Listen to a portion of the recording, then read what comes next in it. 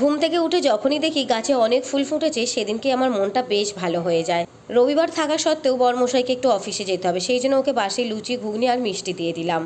বর তো খেয়ে অফিস বেরিয়ে গেছে, আমি আর মাম্মাম দেখো এখন পড়ে পড়ে ল্যাদ খাচ্ছি, কারণ আজকে রবিবার সেইভাবে কিছু রান্নাবান্না করবো না, একটু আলু সেদ্ধ ভাত করে নেবো আর মাম্মামের একটু তরকারি বানিয়ে নেব। প্রথমে তো ভেবেছিলাম রান্না করবোই না, কিন্তু মাম্মামের জন্য তো করতেই হবে, মায়েদের ডিউটির কিন্তু কোনোদিনও ছুটি নেই। বিছানাটা এখানে ভালো করে গুছিয়ে নিলাম, আর এই সাদা কালারের বেড কভারটা আমার বেশ প্রিয়। আর যেহেতু রবিবার ছিল তাই একটু শ্যাম্পু করেছিলাম, কিন্তু সিঁদুর না পরায় মুখটার অবস্থা কেমন লাগছে দেখো। তারপর একটু সিঁদুর আর টিপ পরতে কত সুন্দর লাগছে মুখটা। সত্যিই মেয়েদের সবচেয়ে বড় অলংকার কিন্তু সিঁদুর। মাম্মামের জন্য এখানে একটু সয়াবিন আর সবজি দিয়ে তরকারি বানিয়ে নিচ্ছিলাম, তারপরে হঠাৎ ফোনে দেখলাম আজকে নাকি পাশ পোলিও। তারপরেই ওর পাপাকে ফোন করলাম, ওর পাপা এসে আমাদের দুজনকে এখন নিয়ে যাচ্ছে মাম্মামকে পাশ পোলিও খাওয়াবো বলে।